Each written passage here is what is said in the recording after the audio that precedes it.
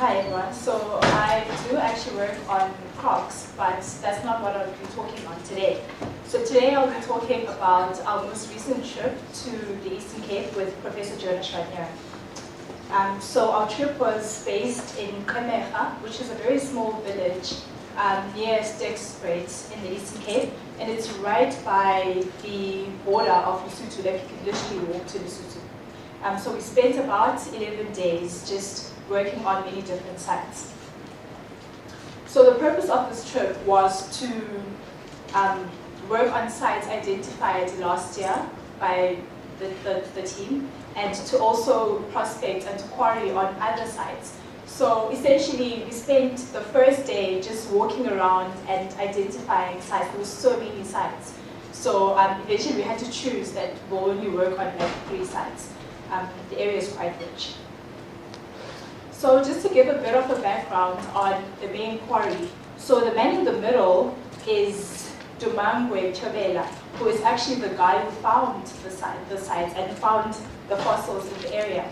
So Qhemegha, his job is, he works as a shepherd.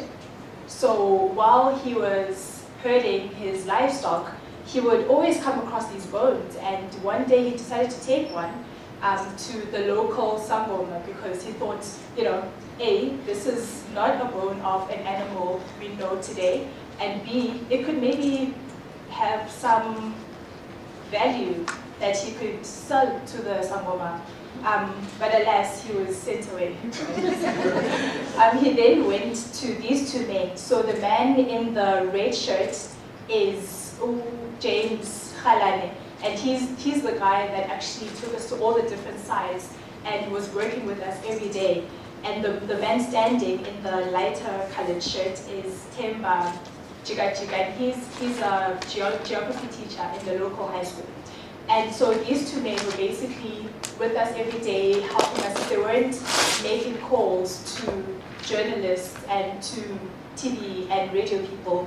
They were talking to the community and addressing, you know, telling them why we were there, what we were doing, what we were looking for, what we were going to do with the things we were looking for. And they also helped address some other misconceptions that the community had.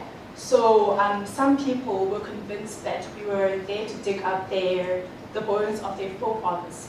So, you know, then this was actually a great opportunity for us to come in and say, no, these are the bones we're looking for. These bones were preserved in this way, and you know, so it was a good chance for us to start explaining our work to the people. And then I think the biggest misconception was that these fossils have monetary value. So we also had to, you know, say they don't, and you can't sell them, it's illegal to sell them, and yeah, it was actually so sad. So there was this lady who came with a wheelbarrow full of fossil fragments. And she was trying to basically sell them to us, but Jonah let her down gently. So the common name for dinosaurs is Amagongqongqo. So yeah, and then that's a plural, and then for singular it's Igongqongqo.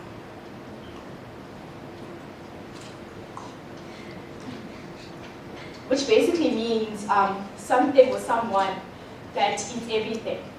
So the story is that Amagongqongqo ate early humans. So the story is from the first inhabitants of the area.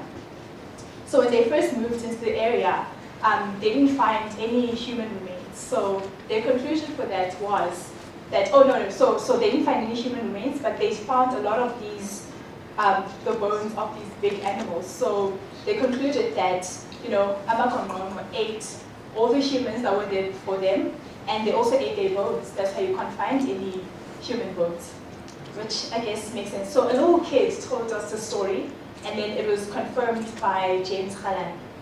That's quite interesting.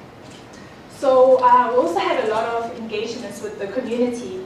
So I don't know if this picture shows very well, but it's Professor Marsh from, he's a retired geologist from Rhodes. So he basically just spoke to the community about the geology of the area and also the significance of paleontology in continental drift or plate tectonics. So every day after the field, we'd come back and we'd have an audience of people. So we'd have to explain to them that, this is what we did today. These are the bones we found. So that's Pia doing that in the other picture. This is the way to that. And then Stefan also spoke a bit about his research. So we got a lot of media coverage on the Dino bone bed. I've just put a few screenshots of some of the articles that were published. So we also got media crews coming out. We had local and national radio stations come out to interview us. So a lot of media coverage. We also had, I don't think we had a day, like there wasn't a single day where we didn't have visitors come out to the site to just watch what we're doing, to help out.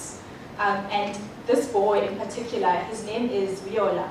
He was there basically every day, and he'd sit for hours just watching what we're doing, and he'd move. So we had on the main site, we had 2 smaller quarries.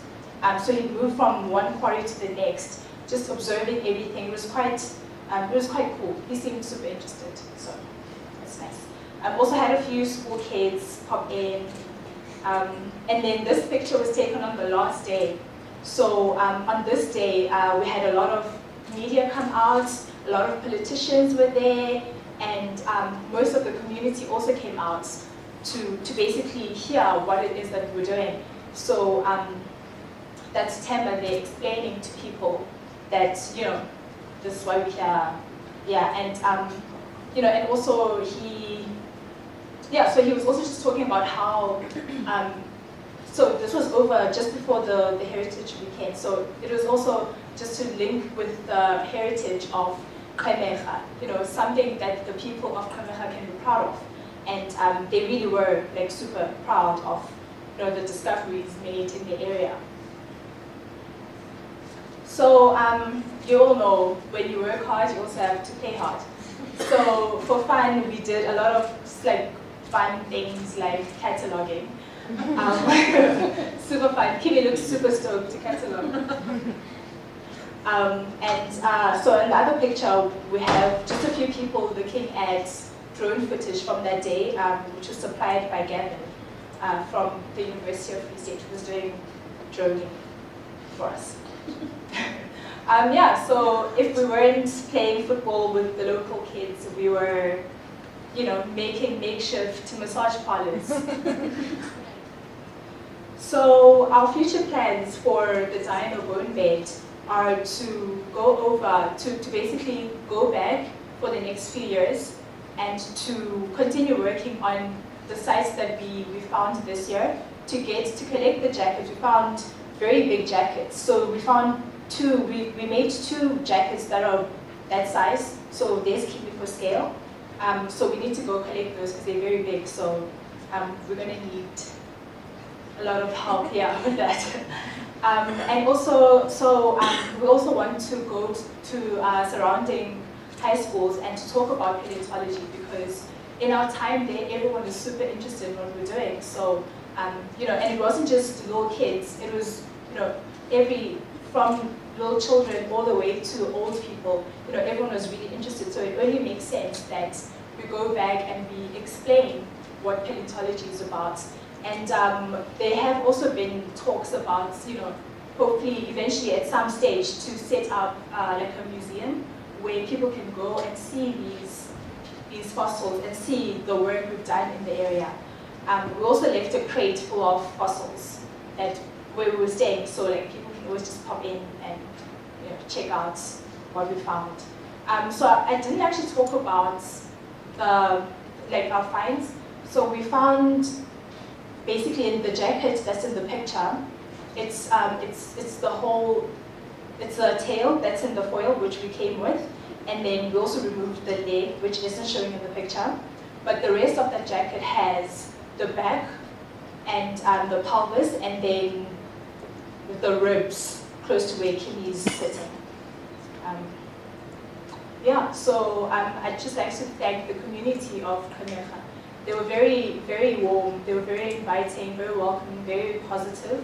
And also like to thank Professor Shania because he put everything together. He made sure he gave us the opportunity to go out and to experience Qhemegha. And I'd also just like to thank the sponsors of this lecture series. And just one final thanks to Mr. Jika and Mr. Khalane, because their help was just tremendous. They did so much for us, and we're truly grateful for that. Thank you.